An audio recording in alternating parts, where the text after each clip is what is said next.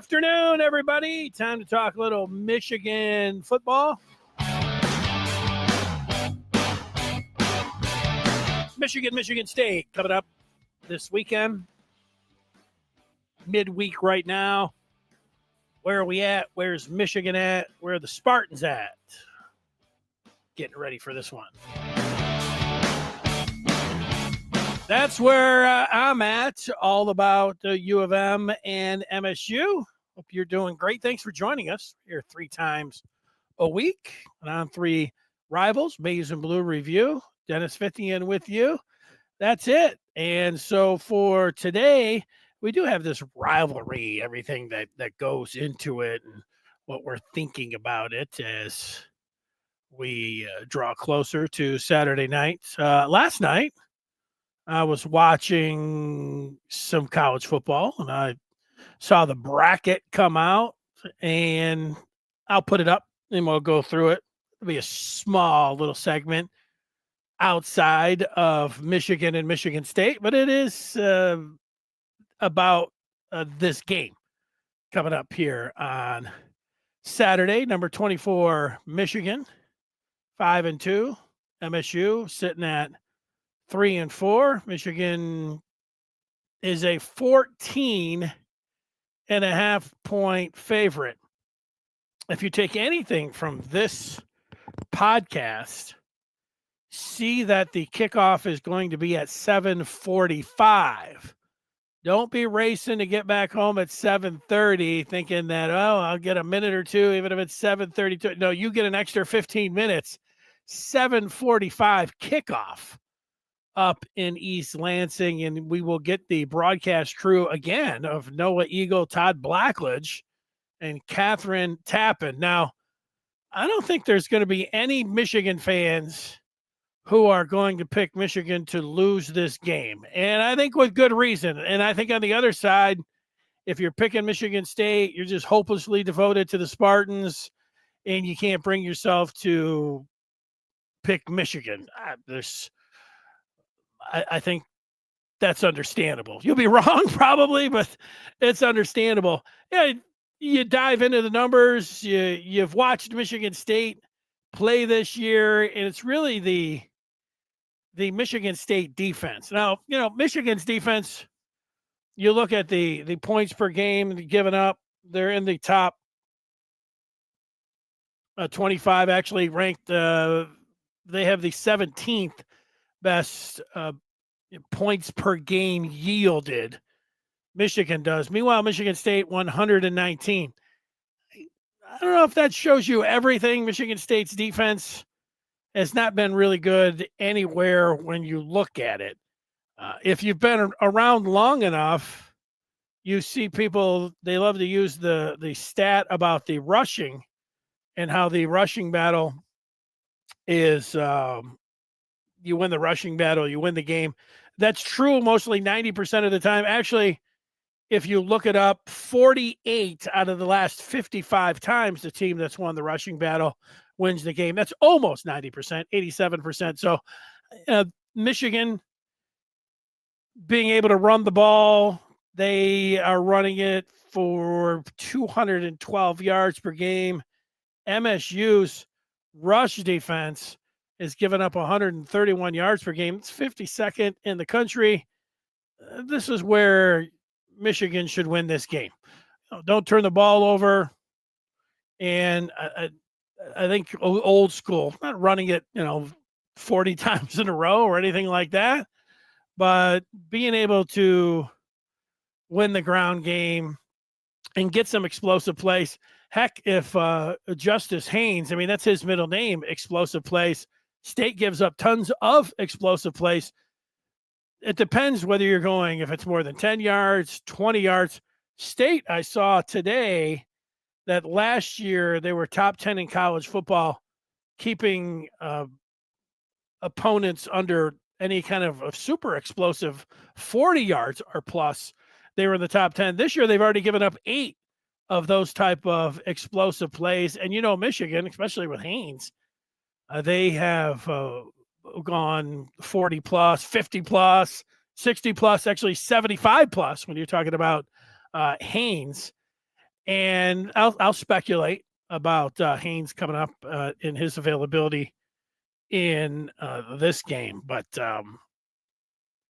you say, well, Michigan, as long as they don't shoot themselves in the foot, State has not been good at forcing any turnovers. They rank 115th in the country. All the numbers point to U of M in this game, except you get to, it's a rivalry. And, so yeah, that is where you sit. It is a rivalry game.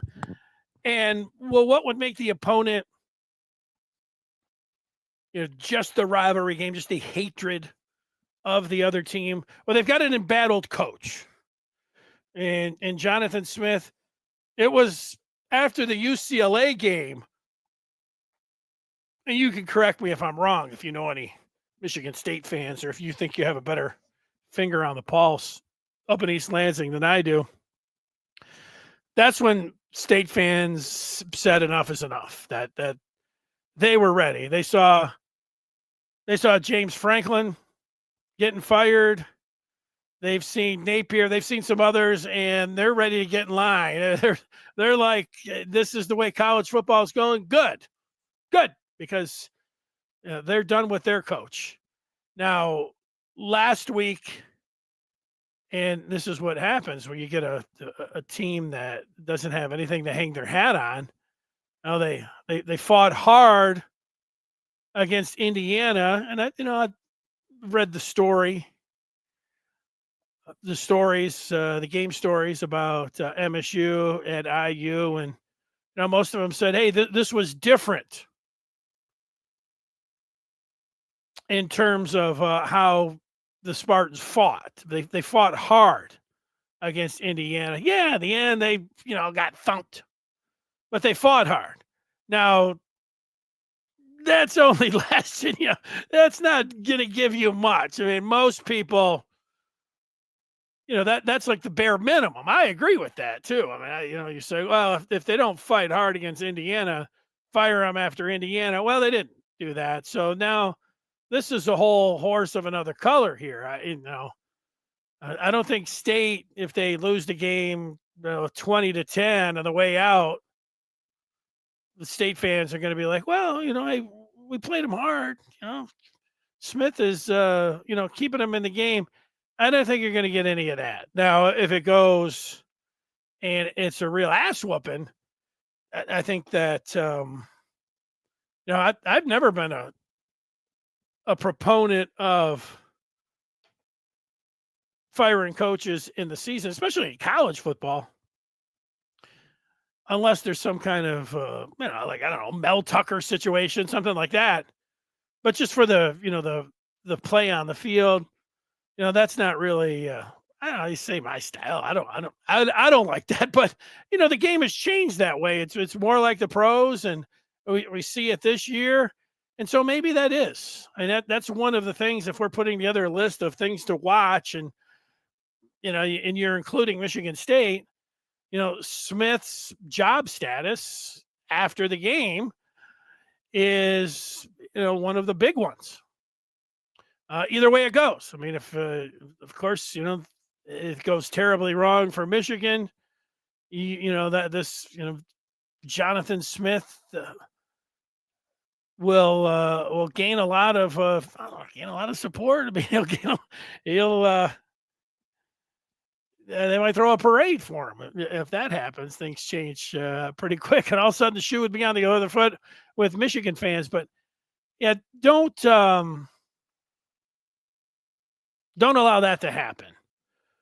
If you're Michigan, you could let the rivalry get the best of you. If you're Michigan, that's the thing when you talk about how does a rivalry game end up being. The embattled coach is one, so State's got that, so they're going to fight. And I would expect them to, in the first two quarters, it to be a real battle that way, because they don't have much after this. Not like they're, playing for, hey, let's get bowl. Let's see if we can, get bowl eligible. This is the one. This is the game that if they would be able to find a way to win, it would be different than everything else. So you do have to think about that if you're a fan, I don't think the players need to think about that, but they just need to know that this isn't going to be. And from Michigan's standpoint, I can't believe when it comes down to it. And again, you do something silly like start a turnover or trying to, get aggravated and want to fight someone. Those are the kind of things that can turn a game when it comes down, or when it comes down to it. Let's take some questions specifically on this game and how you're looking at it. John says he hopes the players come out of the game healthy. It would be 100% on brand for Sparty to take a cheap shot at Underwood's leg. I actually expect it to happen. Yeah, this game, there have been, it used to be you can expect 2 or 3 unsportsmanlike conducts. It is funny, John, and I think that, state fans like to, it depends who you're talking to. State fans love to show the videos and, they've got their own idea, that Michigan's cheap and they're undisciplined. And, we're talking about, Michigan State, but it is part of this rivalry specifically that, there's, it can get out of control. There's at any time,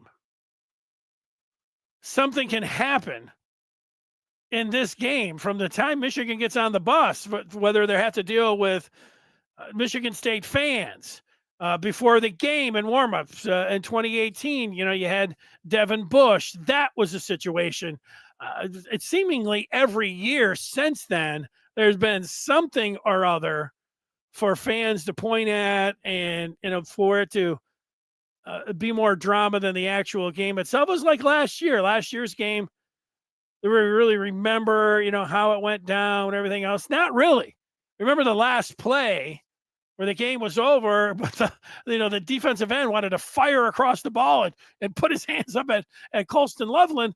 And at first glance, I thought, hey, the kid, you get it. The guy's totally frustrated. He's just firing off the ball. But, if he was firing in and there was a 1-score game and, and you're trying to, you still, you get that a little bit, but just firing off to go at your opposite number, no. And then you had everything, piling up on the field. It could have been where you had Khalil Mullings and you looked at the camera angles and you're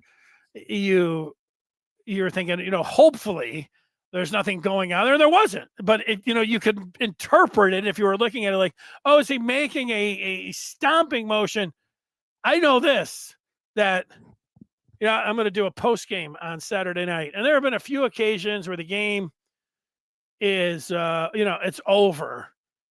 And, I shut the TV off and go to the broadcast center for the post game, which takes a couple minutes to, walk down there to this studio. And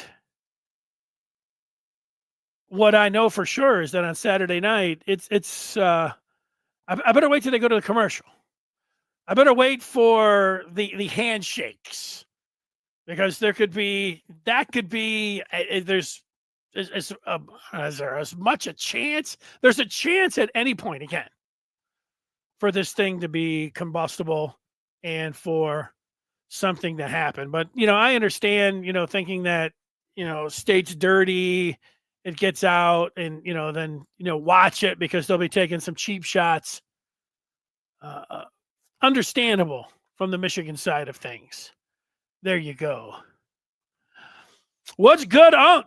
What's good, man, is, Michigan, it's a feeling like as they're back. If I go to this time last week, coming off the USC game, it was, Michigan's fighting with each other. They're pointing fingers. You got to, even, Jack Tuttle comes out, and this team is embattled. He didn't say that, but he did say that there was some finger pointing, but, you get a win makes a lot of difference. And, the part where, this team is fractured and not together, completely changed. It was, I think it was Zach Marshall and Cole Sullivan, who both were just they made sure everyone knew how connected actually that this team is. They're the most connected team in college football after the former backup quarterback announced to the world un-Michigan like that, this team was pointing fingers. And look, Jack Tuttle, should go out and be free to say whatever he wants about the team, but know this, that if you're on the Michigan team and the following year you go out and you start bad mouthing them, and that's what that is. That's bad mouthing them. Then you're not so welcome around anymore. Kind of goes with the territory as well.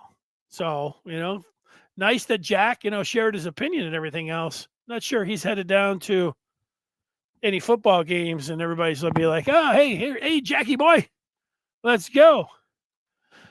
John says he wishes this game wasn't a protected rivalry. It doesn't need to be played every year, especially with how dirty Sparty plays. Now, it's interesting. Trevor McHugh, senior writer on the Maize and Blue Review, he said as much on the podcast that he does with Josh Henschke and Brock Heilig.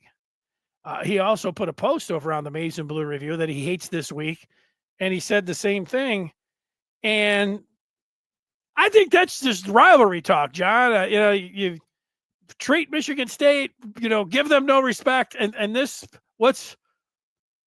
how can you give them less respect than saying that you're a bunch of dirty old clowns and we don't even want to play you every year, even though you're a rival? That's pretty disrespectful. But, I get it. I get that part. Yeah, they're, I'll leave the, the dirtiness and the, cheap shots, who's dirtier, back and forth each game, you go on. I feel like that MSU actually has some footage and some players that they could talk about, except that, they really went overboard the last few years with the tunnel crap and, last year, what they had to do. I mean, they I think even objectively, which I try to be, is that they lose when it comes down to, oh no, that goes on both sides. No, I think Michigan State right now, they deserve the moniker of being, dirty when it comes to this particular game. As far, is it, wanting to be a protected rivalry again? I think that's a nice, a cheap shot from a fan standpoint, and playing the disrespect card, which there's certain things in this rivalry that get under the skin of the opponents. One of them is the disrespect card to Michigan State. Michigan State fans, they hear about this game. Hey, Michigan disrespects you so much, they don't even want to play you anymore. They don't want to play you because you're a bunch of cheap shots, bunch of, dirty ass players. Nobody likes you. It's not entertaining. It's not worth it. That's from the Michigan standpoint. Now, look, take it a step back. You realize that, so you can say it, but John, the ratings are through the roof. Nobody, I think, likes the cheap shot, dirty extracurriculars, tunnel stuff, sideline back and forth than the TV executives, because everybody tunes in for every second. Like I said, you don't miss. If you were really going to put a trailer up from the game, it wouldn't be backyard brawl, these two teams going at it. You'd say something like, tune in. You never know what's going to happen with U of M MSU. You never know. On the field, off the field, cheap shots. It can happen at any time. So stay glued to your TV Saturday night. So I've always thought myself that it's a little bit, and this was just what happens with rivalries. It's like Notre Dame. I was hell with Notre Dame, hell with Notre Dame. But then I would get to the game day against Notre Dame and go to those games and be like, I love this rivalry. And with State, it has a little bit of that kind of similarity, is that all year long, that's all I hear, especially and then the week of, it's just a complete, hatred back and forth online, which some people really enjoy, and just or sports talk, the bitterness that goes back and forth. Nobody's really talking about the game. They're just talking about their hatred for one another and all that. And you would think that if you just listen to sports talk this week, or I guess all year, or you hang out on the line, you would think that the animosity is just how could these schools even exist in the same state? I would see some of that, and then you go to the game. You go to the game on Saturday, and an amazing thing will happen. You'll start walking to the stadium, and you'll look over, and you'll see all these tailgates. And guess what? There'll be all these Michigan fans hanging out with Michigan State fans, and they all look like they're having a great time. And it's not just one tailgate. Almost every tailgate is like that, completely mixed with Michigan and Michigan State fans, all having a great time together. So I think it's a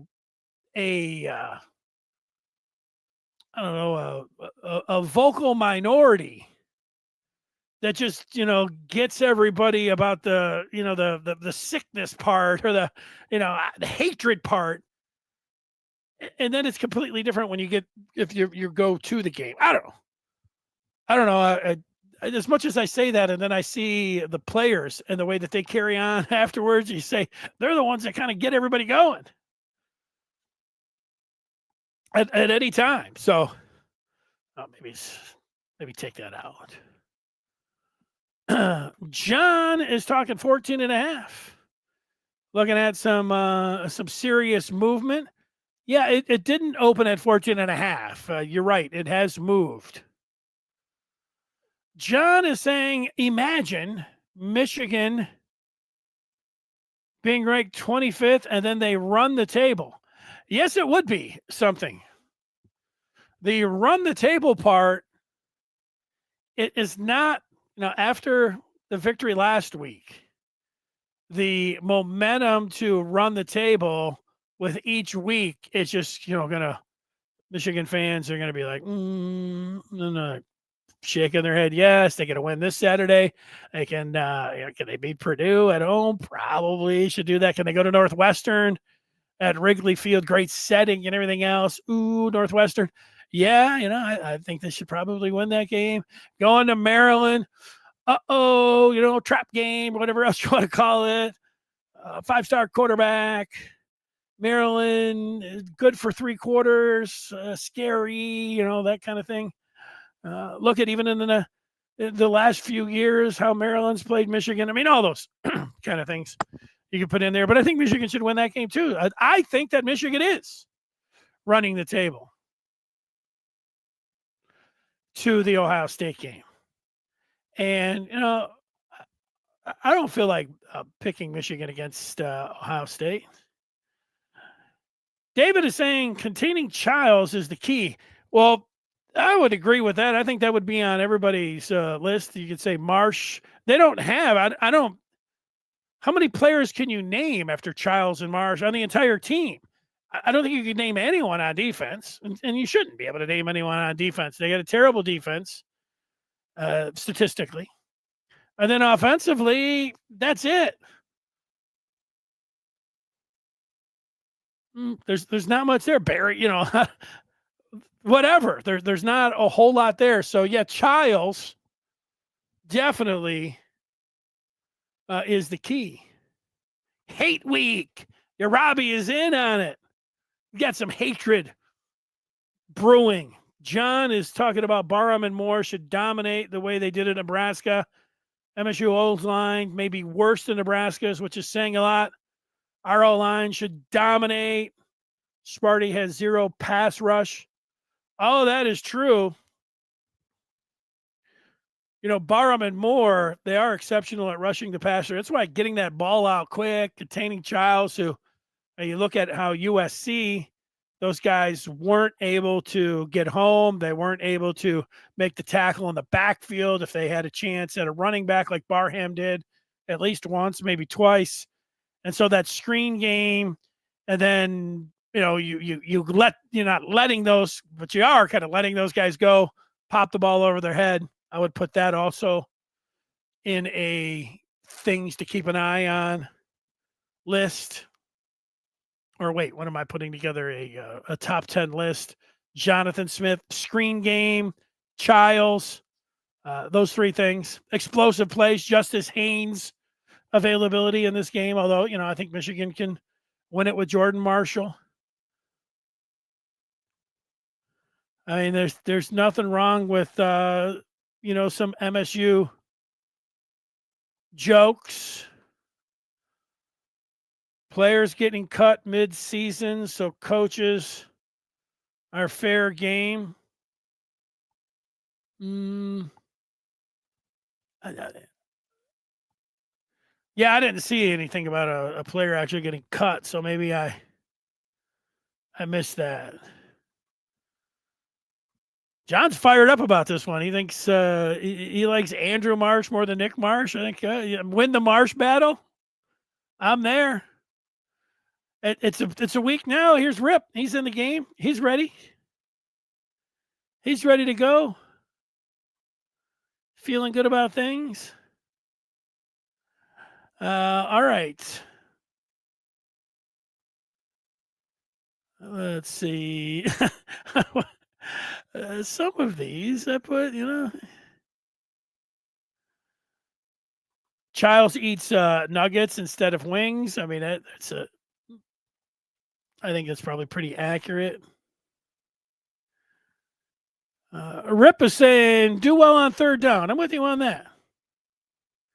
Let's read some more. This is read some tweets as we get into the rivalry side of this point. That's it right there. Rivalry. Rashad says that's Twitter. People who disrespect others online wouldn't be so quick to do it in person. The minority have the loudest mouths. Yeah, people love they love the online. They love their online presence, and I've watched it over the years, and sometimes I've wanted to get in there and fight someone or call them out. See you at the game. You're a pretty big talker. You're pretty big talker on Twitter, and then you might not see anything for a couple weeks, afterwards. But that's where we're at. All right. Hadley is worried. He's worried about special teams over anything else. Do I feel the same way or to be something else? I say the good guys. Yeah, I'm going to pick Michigan in this game. Already got the score. I put together a prediction for the Maize and Blue review, and I've come together with my score. So I got that part. I've got Michigan. What? It's 14.5, and I've got it at 14. I didn't think about that part. So maybe, I don't know. Do I make an adjustment? That's always the funny part when you're thinking about it. I would say don't bet it. That's my advice to you in this particular game, because I have it at Michigan winning by 14. Here's the line at 14.5, which would be a brutal way on an otherwise nice victory, to lose the game by betting by a half point. And, you don't want to bet Michigan State. So stay away when it's coming down to that. Speaking of a score prediction, and the special teams, I understand why you say that, Hadley. The Hollenbach punting, Samaj Morgan in the return game, both whenever Michigan's punting and whenever they're receiving a punt, it's kind of a scary situation. Even Zavada, is not Mr. Automatic. You wouldn't want this game to be coming down, to a field goal game. But let me ask you this question. Would you take right now, Hadley, a 20-17 victory? Would you take that for Michigan? My answer might be different than yours.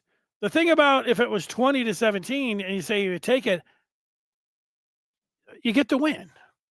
And, that's going to be the most important part. Win, win, win. Although in this game, a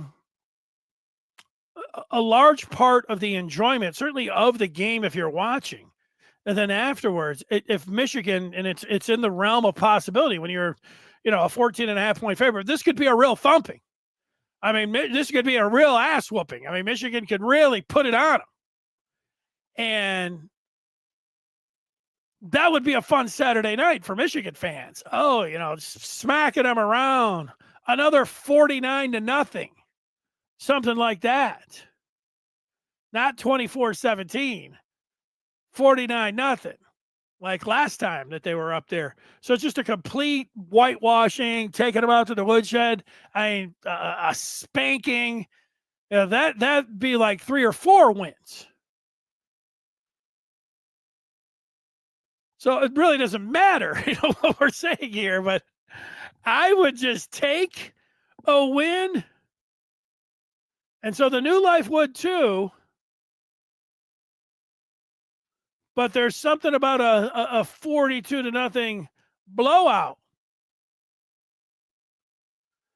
that would be so much more satisfying.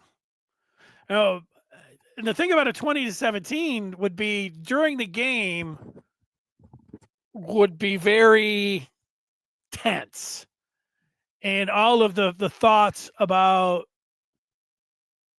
oh my God, this is a nightmare.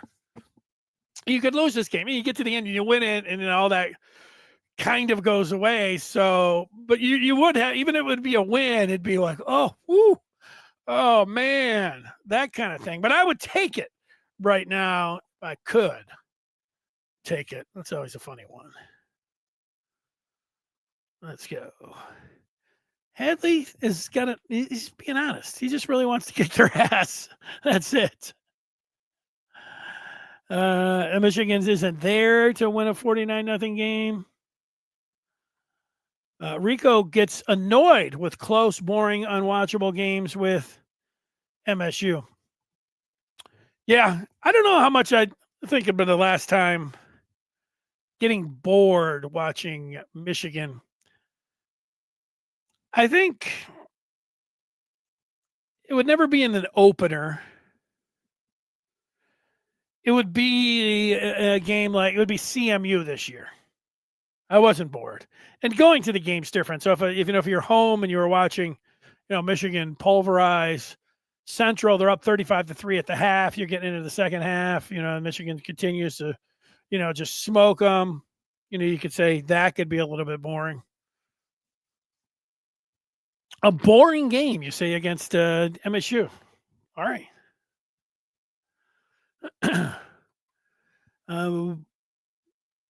Get ready for Saturday night that way. All right. There's shots. Michigan isn't there yet for 49-0. If you can put it together, look at last year when they got to Northwestern and they scored 50 points. That was kind of out of nowhere. They had lost Indiana and Oregon, and they'd beat Michigan State. I'm going to say barely, 24-17, not the kind of smackdown. Last year's score at the half, 9-7. And then before that, they had lost 2 games. So Washington and Illinois. So that really, the thing on, did they turn things around at North? They did turn it around and get better.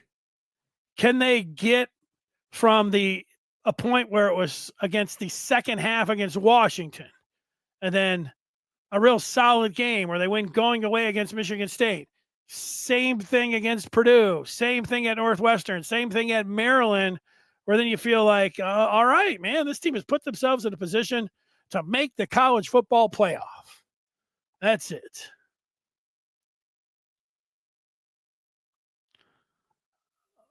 John wants to know about the over and under on TD throws, or he just says number of TDs from Underwood. 1.5. What would you take? Well, I kind of feel like this is going to be a ground, and I can see Underwood getting 1 for sure, but I think it's going to be more of the ground attack. So I would go with the under on that. Could be a little bit disappointing to you, but that's where it's at. All right, so last night I was watching, and they put up the first playoff projection. Now, I don't know, maybe it'll be different. I didn't look enough into it. They used the Associated Press poll.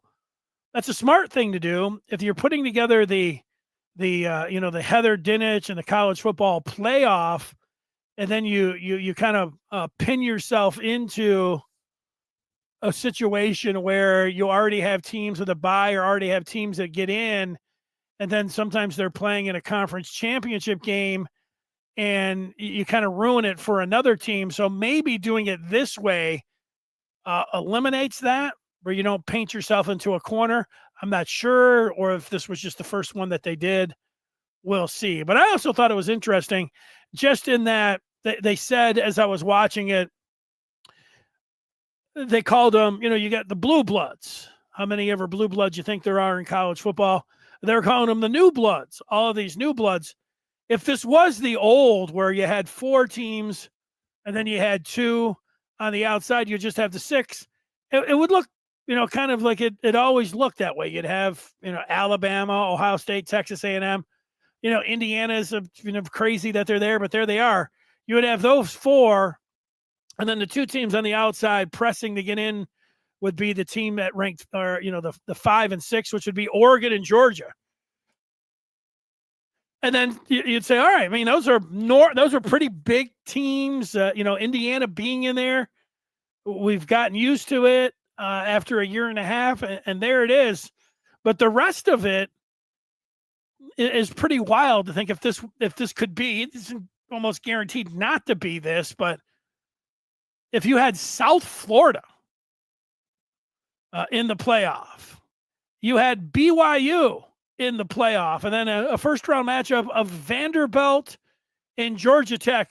I was just thinking to myself, and maybe this is something that you think about with the playoffs and a 12 team, and if they go to 16 or whatever else, but this first round of playoff games, if this was on just any Saturday, how interested would I be if I was looking at the menu of games and it said, here are today's games: South Florida and Georgia, Miami and Ole Miss, BYU at Oregon, and Vanderbilt at Georgia Tech. How many of those games would I be really interested in watching? Well, Miami and Ole Miss probably would be one. Would I want to watch any of those other games? We're talking playoffs.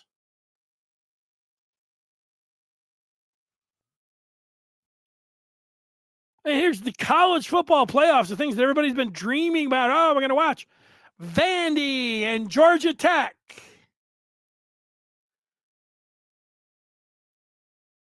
I don't know why, because when it comes to the NCAA tournament, I'll watch any game that they put out there. They also stagger them so you get other games, so you're not, just watching one game. Maybe that's it.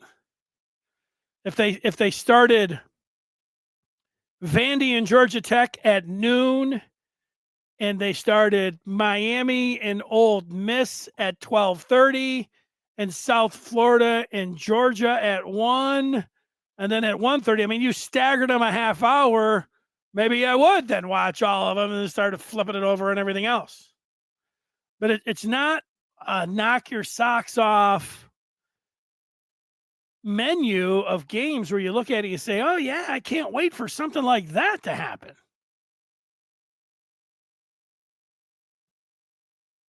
I'll just wait to the quarterfinals. That sounds kind of doesn't sound like, um, as a college football fan, you wait all year long. Well, just wait. I'll just skip those games. Then we'll see what else. There'll be some NFL games. They scatter these games around. From I remember last year, you get one on Friday. You might get two on Saturday. Maybe you get another one on Sunday. Is that how they did it? Something like that. Ripstar's talking about USF and UGA is as appealing as watching the WNBA.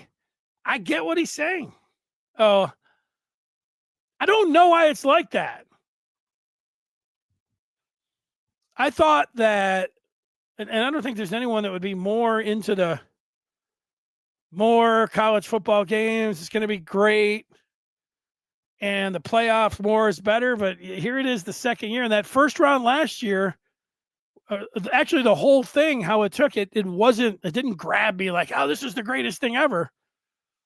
No, it wasn't like that at all. You still had to wait. And then when it started, it took a long time. And now we get these unappealing matchups. So I don't know. It was just something as they put it out there.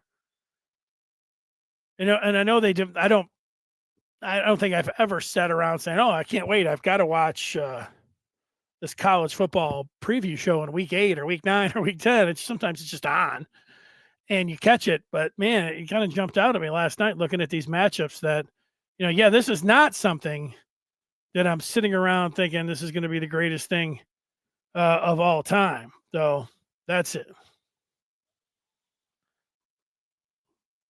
24 teams in the playoffs Rico has seen. Did I see 24? The funny part to me, and this is the funny part, is that my whole life we used to sit around wishing for, all these certain things to happen in college football. And then they happen, so fast. And now it changed every year. They didn't play. They weren't even through the 12-teamer where they're already we're going to 16 next year. Oh, that fast? No, we're now we're going to 24. And I don't know how many people have used the instant feedback today. Maybe 30. But if we got 30, maybe more. If we had 30 people submit their plan, I don't know if any of them would match up. Let's keep rolling. 30, 24. Let's do it. Yeah, it changes up. Yeah, they just skipped over that 8-teamer.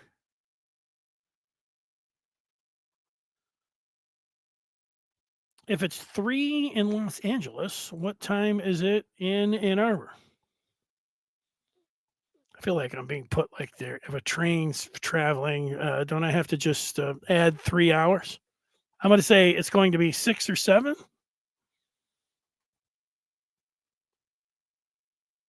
Yeah. This was what I want to say. That's it. All right. I think I got it right. Here's the Tin Man. All right. All right. So that's where I'm at with it all. With college football, it's we're gearing towards Saturday night. Now the speculation with the injuries, that's one of the big things. I don't know even if Sharon Moore was, if I had him texting me, I don't know how clear he could be about all of his different players. I think that I don't know about Hillman, Brandon Hillman. I don't know what his injury is. Hanson's been up and been down. Hogan Hanson talking about the tight end and Marlon Klein. I am inclined to say that neither of those guys are going to play. They've been close a few times, but it's been up, it's been down. And I would say, questionable on Klein, doubtful on Hanson. I don't know what Rod Moore's situation is. He was working back from injury from all those years. He got in, and then it just popped up, after the game. So that's a big question for me as well. He's practicing when these guys are practicing, we don't know that, you see in the NFL, limited practice. That's what, they're off on the sideline working with the trainers, said where they quote unquote practice. Practice. We're talking about practice that way. So I don't know. Haynes is the one where we're thinking it's, I don't know, about a cracked rib or a bruised rib or something with his with the abs. But a solid 2 weeks, I could see him if I had to pick out of all of the guys that are injured. Not Link, he's out, but Haynes would be the one that I think that could play out of any of them. That's what I think. The rest of them, it's just more where it's a guess.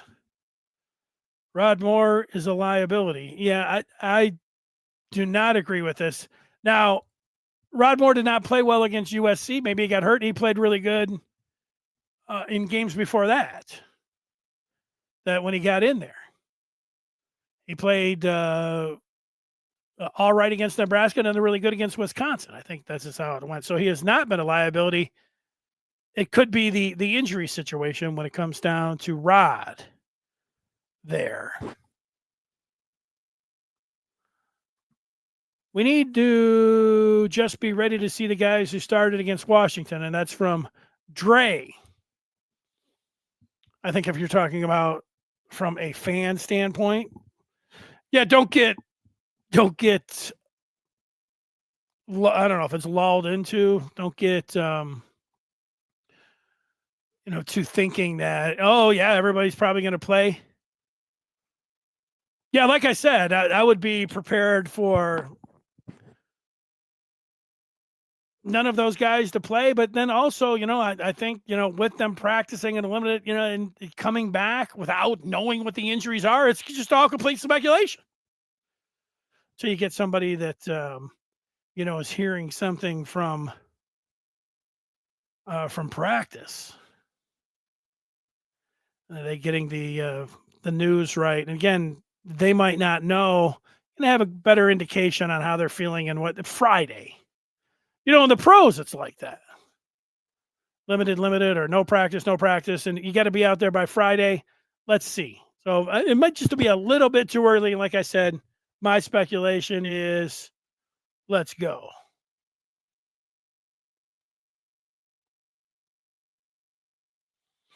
Oh, I got it.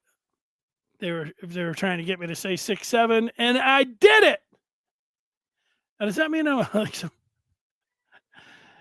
Does that mean like I like back in the day when somebody would go and I can't think of the good ones, or the ones that are they would say, you got to order. What's your name? Jack. And then what they say your last name was Meatoff. Oh, we'll get an order for Jack Meatoff. And everybody would laugh. Did I just walk into a Jack Meatoff type situation? I did say 6'7". But if I'm saying something and I don't know. You were trying to look for the dumb joke, and then it played out. Here is the hey, it's Jack. There's a million of those. It got me to laugh. All right. Thanks, Rip. Funny. That's the one. Actually, Tin Man has got the one. You've got Mr. Hunt. And his name's Mike. And that one works. It's very innocent. That's better than the me off one. Mike. Yes, it's Mr. Mike. Hunt in. Gotta be tough being a hostess. Looking at the names. Do we want to talk about the jewelry heist out of the Louvre? Let's get some of that. Let's get that conversation going. You know what I was surprised about when it came down to the jewelry heist is that the team that went to get the jewelry, these are, you're not rolling over the corner store for a box of quarters.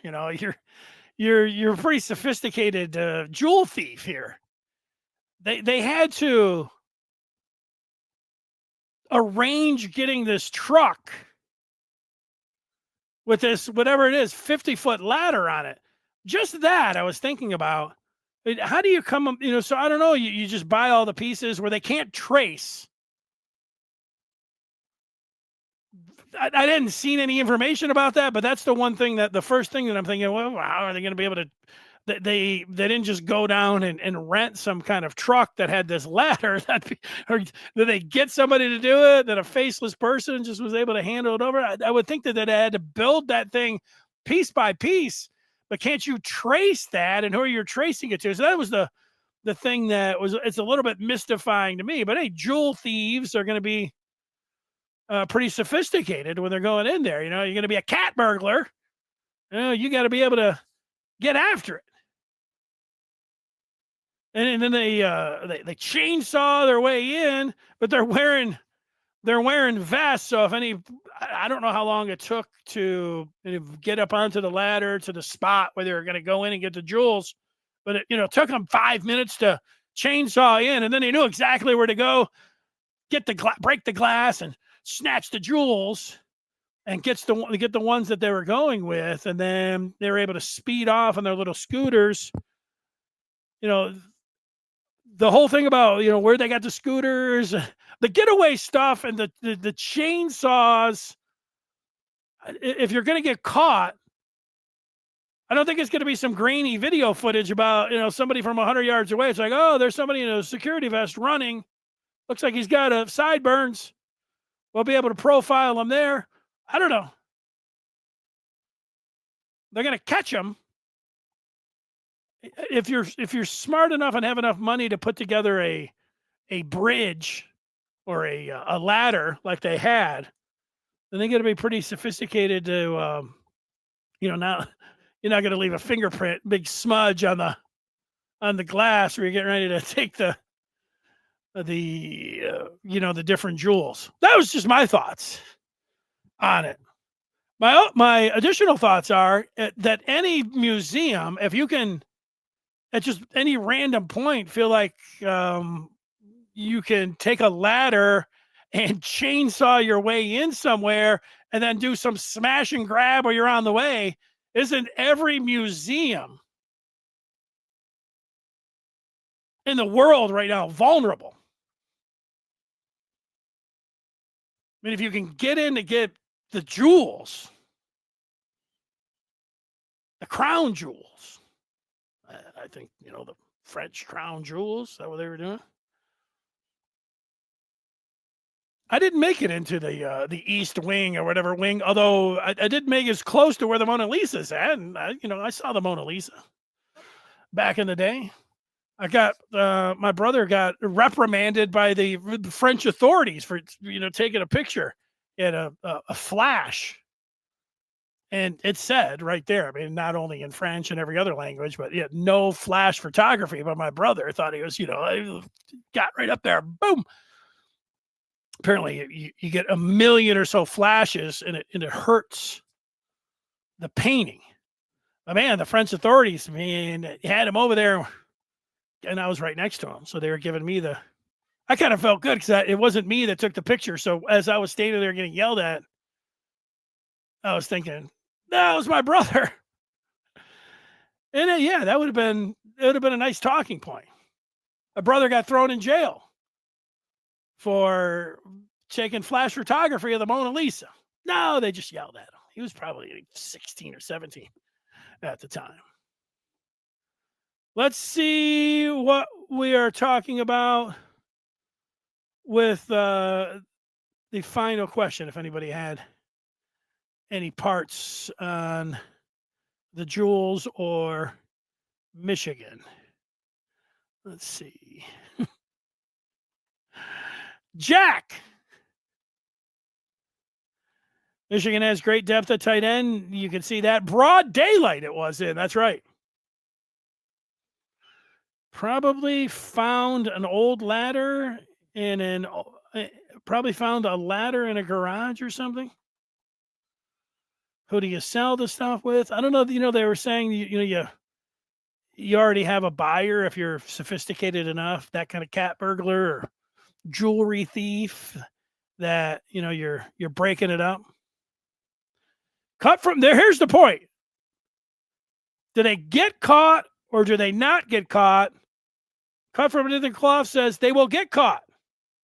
He wonders how soon. Ripstar says they won't get caught. I haven't watched or read a lot about that, a little bit. But this expert that I was watching said it was pretty dramatic. Susan, every minute that goes by, and I mean this literally, that we don't hear that they have the jewels back, the further that we will get from them having a chance to recover them or them being caught. I loved how he did. I was just like, wow. Every minute that they don't, he fears it's going to be that much more difficult. It used to be like that. There was an old TV show, first 48 hours or maybe it was first 24 hours. That's the thing. If somebody gets kidnapped and you got to get them in the first 48 or first 24. I don't know what it is. Maybe that's the same thing with Jewels. We got dueling. Though he'll get caught. He won't get caught. Sell them on the streets. Yeah, I think they've already had. You don't go and snatch a bunch of jewels and put together the motorcycles and the chainsaws and the truck that's got to be pieced together that can't be traced, and then sit around in a garage and say, hey, put on the jewels and everything, and then say, let's just go out on the street and see what we can get from them, because you're going to have people with some some big time money. You better have that arranged, or what good are $100 million in jewels going to be if you can't sell them anyway? Ripstar asking a question that I've seen a lot. Is Priestcorn coming back? And then he says he might transfer, to be honest. Well, I mean, he got hurt last year, and then, transferring because he sees how successful the guys are in front of him, transferring because he can't get back out on the field. Sure. I mean, I think that he could be a candidate for that. That's it. The New Life says you'll have to take that stuff apart to selling it. Doing that destroys their real value. I mean, that's the thing. You can get, I don't know, here I'm no even close to, thinking about the black market. All of a sudden you're like, I got a big bag of jewels. I mean, if you're selling, if you're planning on breaking apart the bracelets or whatever they are, melting down a crown. I didn't see the exact. I saw some of them, a brooch. I don't know. But if somebody is offering you some wild looking, like, hey, look what I got, a stolen brooch or the stolen diamond. If I am in the business of buying stolen gems, wouldn't I be like, give me the real, keep it intact? I mean, we're going to know. Aren't they going to know? Even if they melt it down? I don't know this. I need a jewel expert. Even if they melt them down or break them up, at some point, somebody's going to come up and say, this is a jewel that they got from the Louvre right here. It's pretty obvious. Look at it. Or is one, 5-carat diamond. I don't know how big carats get. I don't know. Elon Musk, maybe. Go Blue doesn't want pre-scoring to transfer. I don't either. Blame Ripstar. He's the one that's putting that out there. The underground diamond business. There you go. I got some crown jewels for you. I went to the Tower of London once, and I took the tour of their jewel collection. And you go through there, and once you see one case of billion-dollar jewels, you've kind of seen them all. You look in there, and you're like, wow. I mean, this is a nice scepter. I mean, like, you look at it, you're like, oh, that's a pretty nice crown. What is that, an emerald? And then a nice ruby collection. You look at them all, but then you go over and there's like, oh, there's 100 more cases. And that's what they all are. You look at there and you're like, oh, that's a pretty nice diamond. That's why once you see one case, you've seen them all, and you go to the Tower of London, then you're going to the Louvre.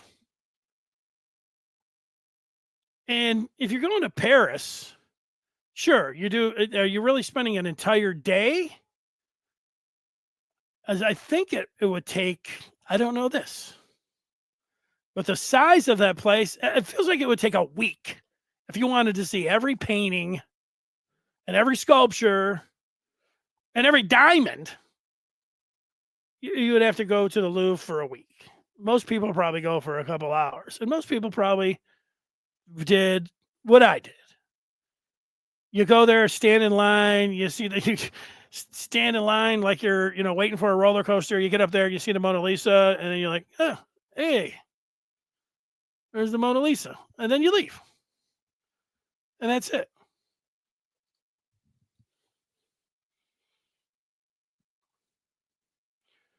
The Louvre is huge. I was pretty young when I went to the Louvre, and I told my mom, I have seen enough art to last me for my entire life. That was not true, but they give something, the baguettes. We got the movie already. This is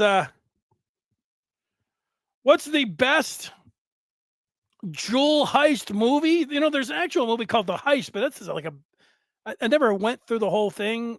I think it was a foreign film that was on Netflix for a while. I was watching it, but they had subtitles. They're all wearing masks. There was one back in the day, and maybe it was a James Bond movie. It was like, it was Catherine Zeta-Jones was like a cat burglar, and she was wearing a one-piece burglar outfit, but they had these lasers all shooting around, and she had to maneuver through this room with all the lasers to be able to get to the prize in the middle.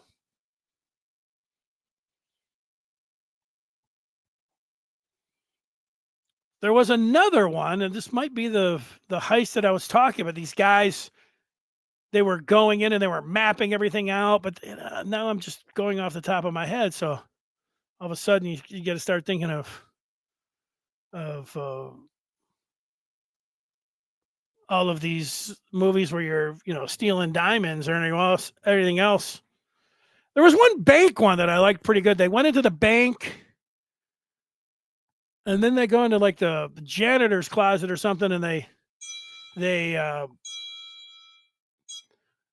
built a false wall and stayed in there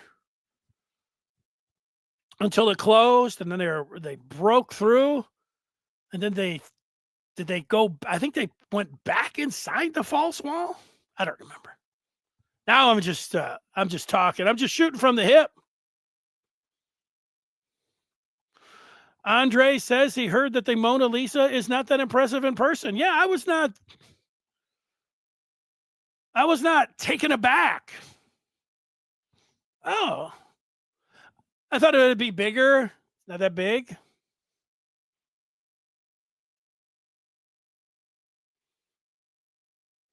I think the Sistine Chapel would be impressive in person. You know, you look up and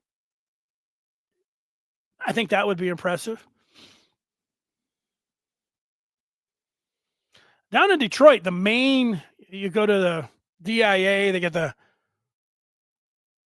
main room with that giant painting with the automotive in there. That's pretty impressive to me, but you know, that's size. That's a piece of art. What's the piece of art that you look at that you have been just like that just takes my breath away? I would go more to a fountain or a sculpture over a painting. I don't know. I've also have not seen hundreds of valuable paintings in person. I've seen enough of where you go in, you know, you kind of go up, and take a look at a piece of art. You know, you standing there, and somebody else kind of standing there, and they're looking, kind of looking over. Cute girls over on the other side of the room, kind of looking at them more than you're looking at the painting. Or then sometimes, you know, you have a little table that you can sit down in one of the rooms. You just kind of, there's another painting. Trying to remember the ones. DIA. When I went to the DIA, we had they call right out of left, a dachshund. It's like a tour guide. I recommend the tour guide. I don't know if dachshund, that sounds like something made up, but we had a tour guide at the DIA, and that was pretty good because you're looking there and you're like, oh yeah, that's what you're looking at there. And, you know, then they're telling you a little bit, and you're like, oh, okay.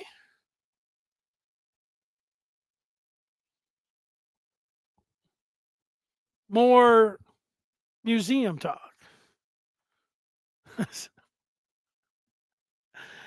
I might have to end this broadcast because I think I have to take a wee.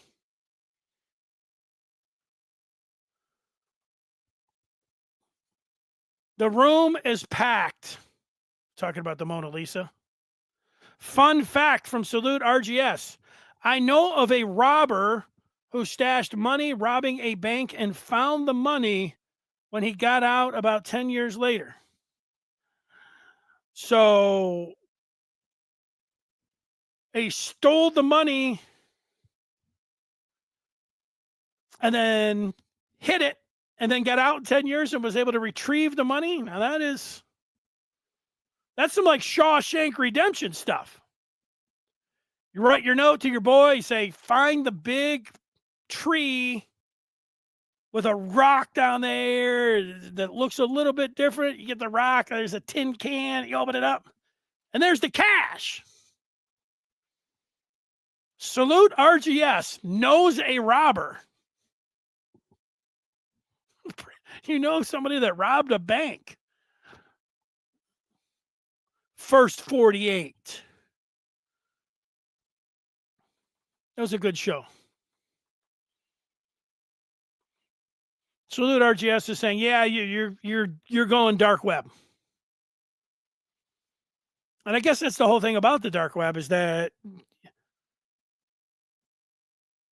I don't know how to get on the dark web, but once you get on the dark web, nobody can tell that you're on the dark web, but then you can get into essentially every illegal thing that you could possibly, any insane mind or the most ridiculous person in the world could ever come up with. It's all there on the dark net, the dark web.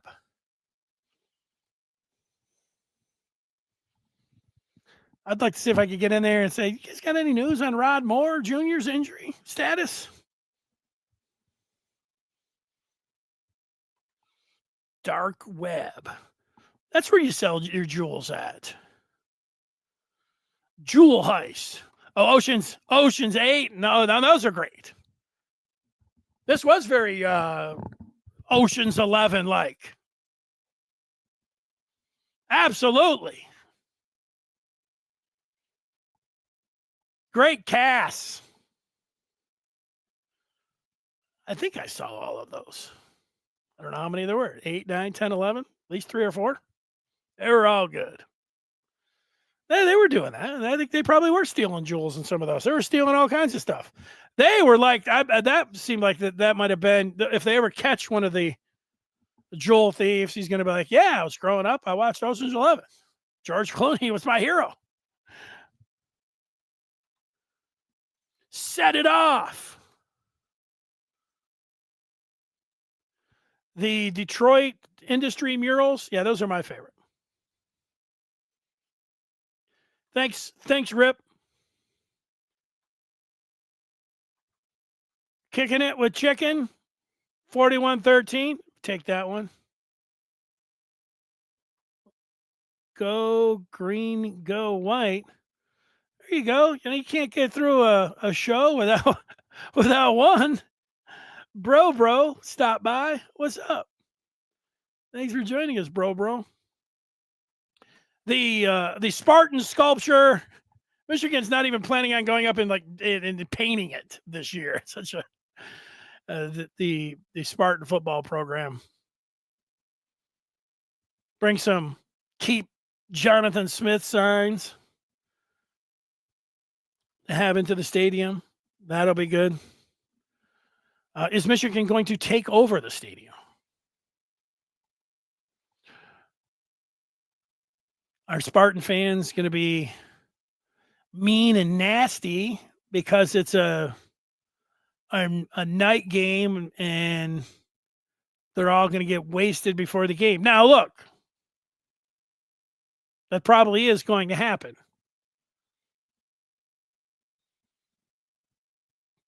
But it's just a lot of hot air when it comes to, state fans acting, like nutbags or anything. Again, very small percentage of the people. There'll be a lot of people talking like, we're going to fight and all this. You get out there, everybody's got their arms around each other and they're almost hand in hand.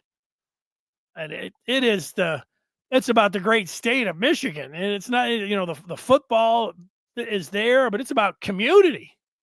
You get together and you see these tailgates.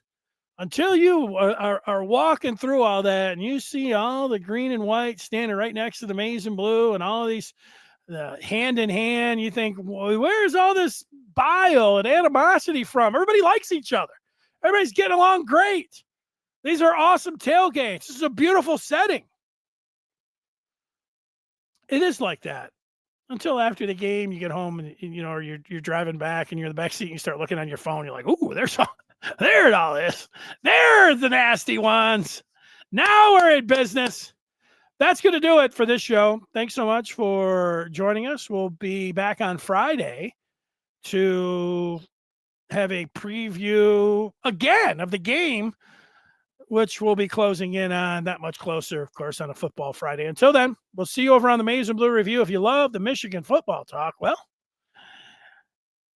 I repeat myself every show. I'm going to do it again. Join up. The Maize and Blue Review. I guarantee you'll have a great time. It's like it is right here, except all day and all night. So that's what's going on. You like scrolling around on your phone, but you're over there on Twitter. Like, I hate Twitter now. A bunch of blank holes. And then you're over here and you're like, I can only look at so many TikToks. Well, you join up with the Maize and Blue Review and you're punching in. You're like, oh, Michigan, tight ends, rivalry games, Jewell heist. It's all there for you. It's all right at your fingertips. So we'll see you over there. Take care. Have a great day. Bye. Bye.